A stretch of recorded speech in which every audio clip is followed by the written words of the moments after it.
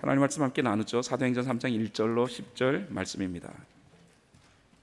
사도행전 3장 1절로 10절 말씀 성경 펴시고 저하고 자리에서 일어나셔서 함께 하나님 말씀 봉독하겠습니다. 우리 큰 소리로 여러분이 새벽에 성공적인 그런 이 시간을 가지려면은 마음이 활짝 열려야 돼요. 그래서 여러분이 목소리를 크게 하고 같이 하나님 말씀 전체를 합독하도록 하겠습니다. 시작. 오후 3시에 기도 시간이 되어서 베드로와 요한이 성전으로 올라가는데 나면서부터 못 걷는 사람을 사람들이 떼매고 왔다. 그들은 성전으로 들어가는 사람들에게 구걸하게 하려고 이 못 걷는 사람을 날마다 아름다운 문이라는 성전 문 곁에 앉혀 놓았다. 그는 베드로와 요한이 성전으로 들어가는 것을 보고 구걸을 하였다. 베드로가 요한과 더불어 그를 눈여겨보고 그에게 말하였다. 우리를 보시오. 그 못 걷는 사람은 무엇을 얻으려니 하고 두 사람을 빤히 쳐다보았다. 베드로가 말하기를 은과 금은 내게 없으나 내게 있는 것을 그대에게 주니 나사렛 예수 그리스도의 이름으로 일어나 걸으시오 하고 그의 오른손을 잡아 일으켰다. 그는 즉시 다리와 발목에 힘을 얻어서 벌떡 일어나서 걸었다. 그는 걷기도 하고 뛰기도 하며 하나님을 찬양하면서 그들과 함께 성전으로 들어갔다. 사람들은 모두 그가 걸어다니는 것과 하나님을 찬양하는 것을 보고 또 그가 아름다운 문 곁에 앉아 구걸하던 바로 그 사람임을 알고서 그에게 일어난 일로 몹시 놀랐으며 이상하게 여겼다. 아멘. 자리에 앉으시겠습니다.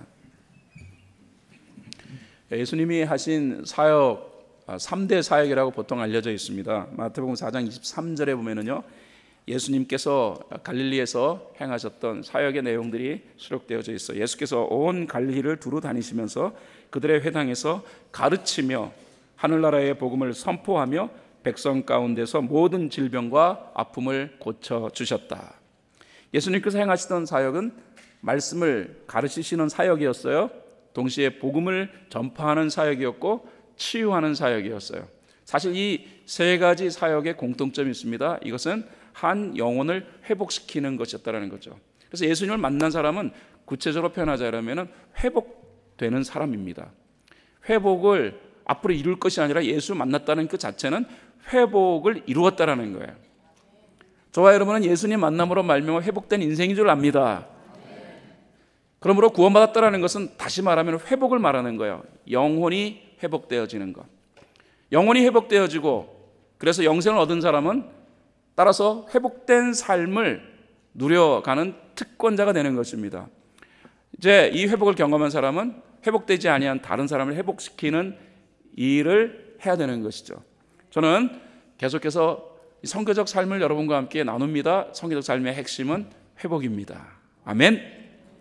오늘 본문 말씀을 통해서 그러므로 예수 그리스도의 증인된 삶을 살아가기로 작정한 사람, 그 사람은 다른 사람을 회복시킬 수 있는 이 능력을 이미 소유한 자다. 우리는 다른 사람을 회복시킬 수 있는 능력을 가진 자라는 사실을 먼저 인식하면서 그러므로 다른 사람을 회복시키는 삶을 살아가는 이 선교적 삶의 몇 가지 특징적인 내용들을 여러분과 함께 살펴보고자 합니다. 설교 노트 참고하시고요. 먼저 선교적 삶은 영혼의 소리에 귀를 기울이는 삶이라는 것입니다. 자, 오늘 우리가 읽은 본문 아름다운 문이라고 불리우는 성전 문에서 구걸하던 자, 이 사람의 삶 가운데 일어난 사건이 아주 디테일하게 표현되어져 있는데 그에 대한 기록입니다. 사도행전 3장 2절 말씀 우리 같이 한 목소리로 같이 읽겠습니다. 시작. 나면서부터 못 걷는 사람을 사람들이 떠매고 왔다. 그들은 성전으로 들어가는 사람에게 구걸하게 하려고 이 못 걷는 사람을 날마다 아름다운 문이라는 성전 문 곁에 앉혀 놓았다. 본문에 등장하는 이 사람은 성경이 말하기를 태어나면서부터 못 걷는 사람이었다라고 되어 있습니다. 그래서 먹고 살기 위하여서 선택한 생업이 구걸이에요. 그러니까 뭐 걷지 못하는 그런 신체 장애자였으니까 그러므로 구걸을 통하여서 그는 생존하려고 했던 거예요. 그가 구걸하던 장소는 아름다운 문이라고 되어 있습니다. 개정개혁 성경에는 미문이라고 되어 있죠. 이 아름다운 문은 성전으로 들어가는 그런 여러 문 중에 하나였을 것입니다. 정확한 위치가 어디인지는 잘 알려져 있지 않습니다만 그러나 이 문의 이름을 아름다운 문, The Beautiful Gate라고 하는 것을 보아서 성전으로 연결되어진 많은 문 가운데서 가장 화려하고 아름다운 문이었을 것이다 라고 우리 추측해 볼 수 있지 않겠습니까? 그러므로 대체적으로 성경학자들은 이 아름다운 문이라는 것이 성전으로 통하는 정문이었을 것이다 라고 추론합니다. 당연히 성전으로 들어가는 정문이었다면 그곳에 많은 사람들이 이제 들락거렸겠고, 특별히 이 성전과 관련되어진 일을 하는 사람들이 주로 드나들었겠죠. 다시 말하여 제사장이라든가 레위인이라든가 서기관이라든가 그 외 여러 종교 지도자들, 더 나아가서 성경 말씀에 관하여서 도통하다고 여겨지는 바리새인이라든가 아니면은 사두개인들, 이런 사람들이 이 성전문을 드나들었을 것입니다. 그러므로 이 성전 문 앞에서 구걸하는 것은 참 좋은 장소라고 말할 수 있을 거예요. 왜냐하면 유대교의 종교적 내용 가운데서는 불쌍한 사람을 향해서 구제하고 그 다음에 그들의 삶을 돌보는 것은 중요한 내용 중에 하나였기 때문에, 그래서 종교심을 가진 사람들에게 최대한 긍휼의 마음을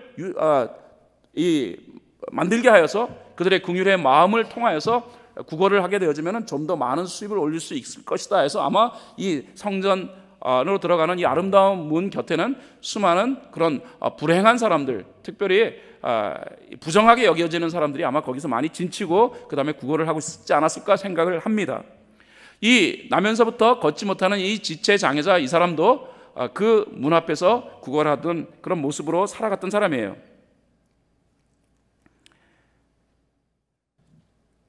사도행전 3장 3절에 보면은 그 어떤 날이었습니다. 그날 베드로와 요한이 성전으로 들어가는 것을 보고 이 사람이 구걸을 했다라는 것을 이제 성경은 표현하고 있습니다. 여기서 구걸했다라고 하는 그 헬라어 말이 있죠. 에로타 엘레 모스 시넨이라고 하고 이렇게 되어 있습니다.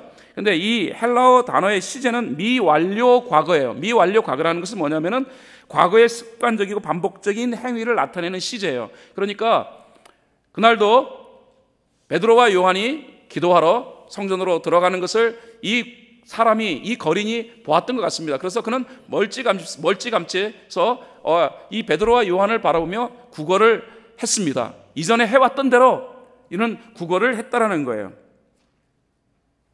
그러므로 이 구걸했다라는 이 단어를 통하여서 우리는 이 거린이 이 성전 앞에서 오랫동안 구걸하는 거린의 모습으로 살아왔던 사람이었다라는 것을 우리가 추측해 볼 수 있습니다. 그의 나이가 몇 살이었냐?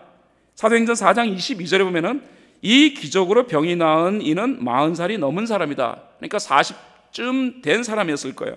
태어나면서부터 걷지 못하는 인생, 그런 핸디캡으로 40여 년을 살아왔다라는 것입니다. 혼자서 자기 자신을 책임져야 할 최소한의 나이는 유대인들에게서는 13살이에요. 왜냐하면 유대인들은 전통적으로 13살에 성인식을 합니다. 13살에 성인식을 하고 난 다음에는 그 다음부터는 이제 일을 할 수 있어요. 자기가 독립도 할 수 있어요. 그러므로 이 사람이 돈을 벌기 위하여서 이 구걸하는 삶을 시작한 것을 최소한 나이를 13살로 잡으면은 17년 이상을 그가 구걸하며 살아왔다라는 것을 우리가 결론을 내릴 수가 있겠죠. 그리고 구걸하기 가장 좋은 장소, 사람들에게 측은지심 또 긍휼의 마음을 불러일으키기에 가장 합당한 자리, 그게 바로 성전 들어가는 정문 근처가 아니겠습니까? 그 사람을 수많은 사람들이 보고 지나쳤을 것입니다. 이미 말씀드린 대로 이 성전을 드나드는 사람은 종교심을 가진 사람들, 하나님을 믿고 하나님의 말씀을 지키는 일에 있어서 둘째가라면 서러워했을 그런 사람들, 그 사람들이 아름다운 문 곁에서 구걸하는 인생, 그 인생을 바라보면서 아마 많이도 돈도 좀 주면서 그의 삶을 돕고자 했을 것입니다. 하지만 중요한 것, 이제부터 여러분이 드리는 가장 중요한 핵심적 내용은, 그럼에도 불구하고 이 40여 세 정도 되어진 이 구걸하는 거린의 영혼 깊숙한 곳에서 터져나오는 영혼의 외침 소리를 들은 사람이 이전에는 없었다는 것입니다. 하지만 2000년 전 어느 날 오후 3시, 그날은 달랐습니다. 예수님의 제자로서 예수님의 부활 승천을 통해 자신들에게 제시된 이 정체성이 예수 그리스도의 증인이 되는 삶이라는 사실을 분명히 알았던 베드로와 요한은 그날도 예수 그리스도의 심정을 확인하기 위하여 기도하는 위치에 서기 위하여서 오후 3시에 성전으로 기도하러 들어가고 있었어요. 그러던 중 그들은 성전 입구의 아름다운 문 곁에서 방치된 채 돈 몇 푼을 구걸하는 이 사람을 만나게 됩니다. 물론 이 거리는 겉으로 보기에도 불쌍한 사람 분명합니다. 그래서 누구든 이 사람을 바라보면서 아유 안 됐네, 아마 혀를 차면서 아유 불쌍해 라고 생각을 하며 이 사람을 바라봤을 거예요. 그리고 이 사람을 좀 도와야겠네 하며 호주머니를 뒤져서 몇 푼의 돈을 아마도 적선했을 것입니다. 이 거리는 분명히 그 돈을 받으며 감사합니다 라고 말했겠죠. 몇 번이고 고개를 조아리며 베푼 은혜에 감사했을 것입니다. 아마도 베드로와 요한은 이런 정도의 그림을 충분히 그리고 있었을 거예요. 이미 베드로와 요한은 자신보다도 앞서서 이 성전으로 들어가는 사람들이 몇 푼의 돈을 이 불쌍한 거린을 향하여서 적선하는 것을 보고 그 거린이 또 그 사람들에게 감사합니다라고 고개를 조아리는 이 모습을 보면서 어쩌면은 나도 돈 몇 푼을 쥐어줘야지 하며 호주머니를 뒤적이고 있을지도 몰라요. 이 거린의 입장에서는 이제 자신을 향하여 걸어오고 있는 베드로와 요한을 바라보면서 저 사람도 돈 몇 푼 나에게 쥐어줄 수 있으면 좋겠다라고 하며 늘 해오던 대로 고개를 조아리며 한 푼 줍시오, 불쌍히 여기고 한 푼 적선하여 주십시오라고 말을 할 준비를 하고 있었을지 모르겠습니다. 사도행전 3장 4절에 보면은 베드로가 요한과 더불어 그를 눈여겨보고 그에게 말하였다. 우리를 보시오. 그런데 이 베드로와 요한은 조금 다른 사람과는 다르게 접근해 왔어요. 다른 사람보다도 조금 더 친밀한 모습으로 그와 눈을 마주치며 우리를 보세요 라고 말을 합니다. 이 거린의 입장에서는 베드로와 요한이 아마 다른 사람보다 자기를 좀 더 불쌍히 여기는 듯 느껴졌을 것 같아요. 그래서 이 거린은 다른 사람들보다 이 사람들은 자기에게 조금 더 많은 돈을 적선해 주려나 보다라는 생각이 들었겠죠. 그래서 3장 5절 보면은 그 못 걷는 사람은 무엇을 얻으려나 하고 두 사람을 빤히 쳐다보았다라고 성경에 기록해 놓았는데 여기서 빤히 쳐다보다라는 헬라어 원어는 프로스토콘이라고 되어 있습니다. 이 프로스토콘이라는 이 단어의 내용은 기대하다라는 단어예요. 그래서 이 사람은 뭔가를 기대했다라는 거예요. 이 사람은 다른 사람과는 달리 더 많은 돈을 나에게 주려나 보다라는 그런 느낌을 받았기에, 그런 필이 왔기에 그는 베드로와 요한을 향하여서 기대감을 가진 거예요. 그의 기대감은 상승하고 있었을 것입니다. 그런데 베드로와 요한은 이 거린이 기대하고 있었던 돈을 쥐어줄 생각은 없는 듯 다음과 같이 표현합니다. 사도행전 3장 6절에 베드로가 이렇게 말합니다. 은과 금은 내게 없으나 내게 있는 것을 그대에게 주니 나사렛 예수 그리스도의 이름으로 일어나 걸으시오. 이 3장 6절의 말씀은 오늘 저와 여러분이 묵상해야 할 말씀의 키워드예요. 베드로의 말 속에 중요한 내용이 담겨져 있습니다. 베드로는 그 거린에게 이렇게 말합니다. 은과 금 내게 없다. 아마도 이 베드로의 이 표현 때문에 이 거린은 잠시 아쉬웠을 것 같아요. 돈 많은 사람인 줄 알고 기대했던데 그가 돈이 하나도 없다. 여기서 은과 금은 재화를 말하는 것이며 동시에 당시 화폐를 말하기도 합니다. 금화, 은화, 금화, 은화 이런 돈은 내게 없다. 이건 좀 아쉬움으로 와 닿았겠죠. 그 다음에 충격적인 말을 베드로를 통하여 이 거린은 듣게 됩니다. 그런데 내게 있는 것을 그대에게 준다. 나사렛 예수 그리스도의 이름으로. 그 다음에 중요한 말이 선포되어집니다. 일어나 걸으시오. 여러분, 이 충격적 표현을 저는 이렇게 패러프레이즈 합니다. 나에게는 당신이 기대하는 돈은 없어. 하지만 난 당신에게 가장 좋은 것을 주고 싶소. 당신이 정말 원하는 것, 그것은 회복인 줄 나는 아오. 난 그러므로 당신을 회복시키려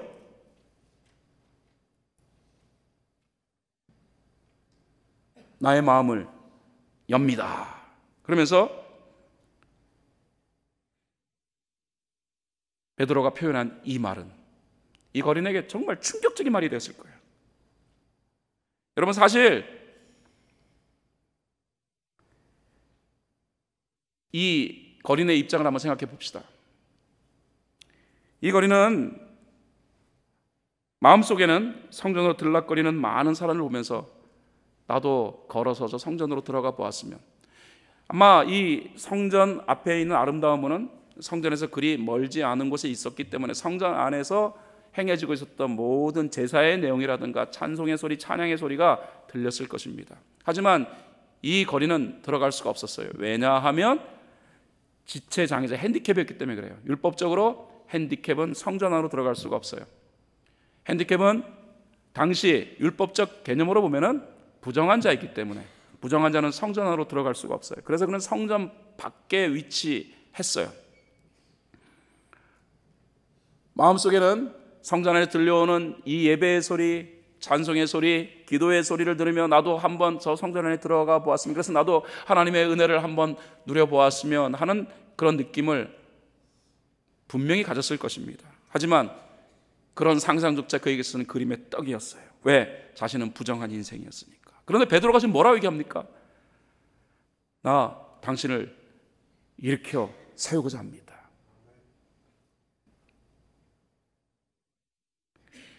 여러분, 수많은 종교 지도자들이, 종교심을 가졌던 사람들이 이 사람을 보고 불쌍해하고 돈 몇 푼 적선해주고 지나쳐는 보았지만 한 번도 이 사람의 회복이 가능하다라고 여기는 마음을 가지고 이 사람을 바라봤던 사람은 없었다.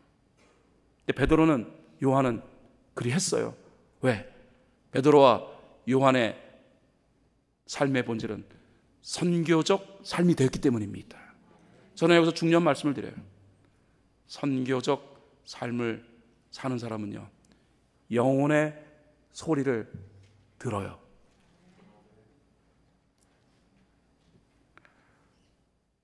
여러분, 한밤중에 이웃에서 어떤 아기가 막 깨어가지고 으앙 하고 막 부르면 여러분 어떻게 생각하세요? 새벽 2시에 막 아기가 깨어가지고 막 아기가 울음소리를 그치지 않는 거예요. 그러면 아마 자다가 저 사람 뭐 하는 거야? 아기 저렇게 아기 소리를, 아기가 저러는데 막 귀찮게 들릴 거예요. 그런데 그 어머니는 그 아기 울음소리 귀찮게 들을까요? 어머니는 이 아기의 울음소리를 들으며 뭔가 직감적으로 이 아이가 뭔가 힘든가 보다라고 생각하지 않겠습니까? 어떤 아버지는 그 갓 태어난 아기가 너무 막 시도 때도 울어대니까 귀찮아가지고서 아기를 내팽개쳤다 그런 이 얘기를 제가 신문에서 본 적이 있어요. 아기가 그래가지고서 평생 그냥 불구자가 됐다라는, 그 아버지한테 경찰이 아버지인데 왜 그랬냐 그랬더니 애가 시도 때도 없이 울어대가지고 그냥 싱글이 나서 그랬다고. 진짜 부성애가 있는 사람일까요? 여러분, 선교적 삶을 살아가는 사람은 희한하게도 누가 가르쳐주지도 않았는데 예수 그리스도에 의하여 회복된 인생이 되었기에, 그러므로 영의 통로가 열리는 사람이에요. 그러므로 영혼의 소리가 들립니다. 겉으로는 이렇게 말하는 것 같지만은 속마음에는 나는 회복하고 싶어요. 나도 당신처럼 회복하고 싶어요. 라고 말하는 그 영혼의 소리가 선교적 삶을 살아가는 인생에게는 들린다는 말입니다. 그러므로 우리의 영혼의 귀가 활짝 열렸으면 좋겠습니다. 두 번째, 오늘 본문은 선교적 삶은 예수 그리스도의 이름을 소유하면 가능해진다라는 것입니다. 베드로와 요한의 표현을 우리가 주목해 봐야 합니다. 사도행전 3장 6절 말씀을 우리 다시 한번 한 목소리를 같이 읽겠습니다. 이것은 키워드니까 같이 읽겠습니다. 시작. 은과 금은 내게 없으나 내게 있는 것을 그대에게 주니 나사렛 예수 그리스도의 이름으로 일어나 걸으시오. 이 말씀드린 대로 은과 금은 재력을 말합니다. 예수님은 승천하면서 베드로와 요한에게 증인의 삶을 요구하셨어요. 세상을 예수 그리스도의 세상으로 만들라는 말입니다. 세상을 나의 세상으로 만들라는 말입니다. 세상을 나의 세상으로 만들려면 예수님이 승천하시면서 베드로와 요한과 그의 모든 동역자들에게 돈을 좀 충분히 주시고 그 말씀을 하셔야죠. 여러분, 이 세상을 업사이드 다운 시키고 사람들에게 엄청 영향을 주려면은 무엇보다 돈이 필요하지 않겠습니까? 그래서 예수님은 베드로와 요한에게 돈 한 푼 쥐어주지 않으셨습니다. 그러면서 뭐라고 말씀하시면 성령이 너에게 임하시면 너희가 권능을 받을 것이다. 이 베드로와 요한은 예수님의 이 요구를 기도 가운데 수용했습니다. 그리고 오늘 선교적 삶을 이루어가는 중요한 행위를 우리들에게 보이고 있습니다. 40여 년을 방치된 채 살아가는 인생을 향하여서 은과 금은 내게 없어. 당신이 말하는 은과 금은 내게 없지만 그러나 내게 있는 것을 당신에게 주기를 원한다. 베드로와 요한에게 무엇이 있을까요? 그는 성령의 은혜를 통하여서 자신에게 있는 것 분명하게 표현합니다. 원어적으로 내게 있는 것을 그대에게 준다. 내게 있는 것, 원어적으로 표현하는 나에게 있는 유일한 것이라는 의미예요. 나에게 유일하게 있는 것이 있다. 나에게 있는 소유는 예수 그리스도다. 그리고 나는 당신에게 나에게 있는 유일한 예수 그리스도의 은혜를 전한다라는 말을 지금 베드로가 하고 있는 거예요. 사랑하는 여러분, 우리가 정말로 위대한 일을 하기 위해서 우리가 필요로 하는 것이 무엇일까요? 많은 분들은 위대한 일을 이루기 위해서 내 삶에 정말로 역사를 이루기 위하여 필요한 것을 재력이라고 생각합니다. 학력이라고 생각합니다. 권력이라고 생각합니다. 아니면 무력이라고 생각합니다. 그러나 여러분 아십니까? 우리 하나님은 우리에게 권력, 학력, 아니면 재력이라든가 이런 것을 통하여 이 세상을 예수 그리스도의 나라로 만들려고 말씀하신 적이 없어요. 예수님은 우리에게 이 세상을 하나님 나라로 바꿀 수 있는 유일한 능력이 예수 그리스도 자신임을 선포하셨습니다. 사랑하는 여러분, 진짜 삶은 예수 그리스도를 믿는 즉시 예수 그리스도의 이름에 의하여 능력을 얻게 되는 삶이 바로 신앙의 삶인 거예요. 여러분이 믿든 안 믿든 여러분의 심령 속에 예수 그리스도의 능력이 이미 임했음을 믿으시기 바랍니다. 그래서 베드로와 요한은 나에게 있는 유일한 것, 다시 말해 예수 그리스도의 은혜를 당신에게 전합니다라고 말한 다음에 그 다음에 다음과 같은 행동을 합니다. 그런데 그 행동이 너무 적극적인 행동이에요. 사도행전 3장 7절에 보면은 베드로와 요한은 그의 오른손을 잡아 일으켰다라고 성경은 표현되어져 있습니다. 오른손을 잡아 일으켰다. 이게 성경 원어로 읽으면은요 굉장히 와닿아요. 적극적으로 힘을 다하여서 그를 일으켜 세웠다. 이 말은 자신감이 있다라는 거예요. 여러분, 예수 그리스도의 은혜 속에는 능력이 계세되어 있고 예수님의 능력은 이 세상에 있는 모든 것을 회복시키기에 충분한 능력인 줄 믿습니다. 그 예수 그리스도의 능력을 안고 살아가는 그리스도인들이 왜 자신 없이 살아갑니까? 예수님이 언제나 우리와 함께 하시는데 그럼에도 불구하고 이것저것 없어서 내 삶이 위축된다라는 그런 마음으로 어깨에 힘이 쭉 빠져가지고 축 늘어져 살아가는 우리 그리스도인의 모습은 예수 그리스도의 능력에 대해 결코 확신하지 못하는 모습이라고 저는 생각해요. 베드로와 요한이 자신감을 가지고 예수 그리스도의 은혜를 그에게 전했을 때 어떤 일이 벌어졌습니까? 사도행전 3장 7절 8절에는 성경 다음과 같이 표현하고 있어요. 같이 읽어보겠습니다. 시작. 그는 즉시 다리와 발목에 힘을 얻어서 벌떡 일어나서 걸었다. 그는 걷기도 하고 뛰기도 하며 하나님을 찬양하면서 그들과 함께 성전으로 들어갔다. 이 장애자 거린 부정한 존재로 여겨져서 성전에 한 번도 들어가지 못한 이 사람이 걷게 되었습니다. 아마도 자기 스스로도 믿기 어려워서 그는요 그것을 확인해 보기 위하여 뛰기도 하고 걷기도 했던 것 같아요. 그러다 결국 느낀 거죠. 내가 회복되었구나. 평생 걷지 못하는 이 소망부재의 인생이 걷게 되었어요. 그는 성전에 들어가서 하나님을 찬양할 수밖에 없었습니다. 회복. 저는 본문을 읽으면서 정말로 예수 믿는 인생은 스스로도 회복받은 인생이고 다른 사람도 회복시킬 수 있는 강력한 능력이 예수 그리스도의 이름과 더불어 우리에게 허락되었음을 저는 다시 한번 발견하게 됩니다. 놀라운 내용이 뭐냐면요 사도행전 3장 9절 10절 내용이에요. 이거 같이 읽어볼까요? 시작. 사람들은 모두 그가 걸어다니는 것과 하나님을 찬양하는 것을 보고 또 그가 아름다운 문 곁에 앉아 구걸하던 바로 그 사람임을 알고서 그에게 일어난 일로 몹시 놀랐으며 이상하게 여겼다. 여러분, 이거 정말 흥미로운 내용이에요. 사람들이라는 것은 어떤 사람들이냐면 당시 성전 안에 있었던 사람들이에요. 그냥 뭐 성전 밖에 있는 사람들이 아니고 하나님 알지 못하는 이런 사람들이 아니라 성전 안에 있던 사람들이, 이 성전 안에서 막 뛰면서 하나님 찬양하는 이 사람을 바라보고서 야, 저 사람이 그 아름다운 문 곁에서 구걸하던 그 사람 아니냐? 그 사실을 알고 난 다음에 그들이 몹시 놀랐다, 이상하게 여겼다. 여러분, 이게 너무 흥미로워요. 성전이 어떤 곳입니까? 하나님의 영광이 머무는 자리 아닙니까? 하나님의 위대하심과 능력이 드러나는 자리가 아닙니까? 그럼에도 성전에 기도하러 온 사람들이, 하나님의 기적을 기대하며 온 사람들이, 하나님의 뜻을 드러내는 사람들이 모여있는 그 성전에서 그 사람들이 하나님의 기적을 보고 놀랐다라는 거예요.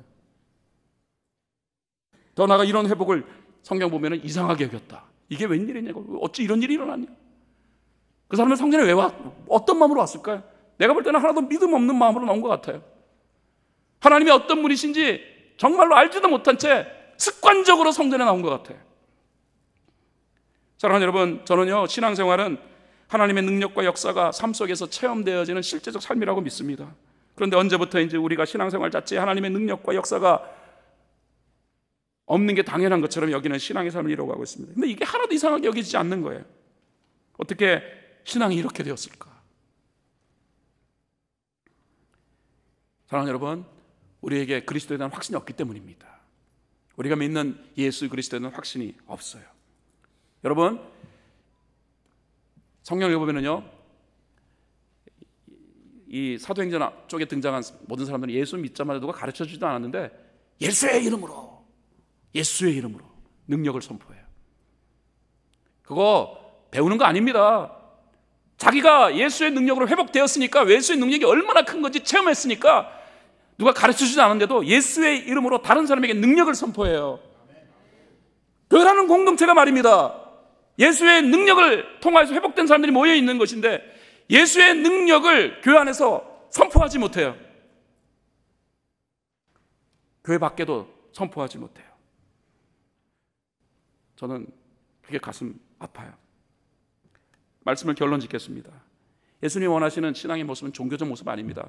다시 말해서 성전에 들락달락 했던 사람들은 다 종교적인 마음으로, 종교심으로 들락달락 했던 사람이고, 베드로와 요한은 성교적 마인드로 성전에 들어갔어요. 저와 여러분, 교회 생활을 하되 신앙생활을 하되 종교적 마인드로 신앙생활을 하지 않았으면 좋겠습니다. 그냥 늘 해오던 방식대로 그냥 그런 신앙을 살아가지 마시고요, 내 마음을 이제는 종교적 마인드에서 성교적 마인드로 바꿨으면 좋겠어요. 예수님의 이름으로 내가 회복되어졌듯 나의 삶을 통하여서 내가 믿는 예수 그리스도의 능력을 통하여 교회 다니는 다른 사람도 또 아름답게 회복시키고 교회 밖에 있는 수많은 사람들을 회복시키면 좋겠다. 이게 예수님의 마음이에요.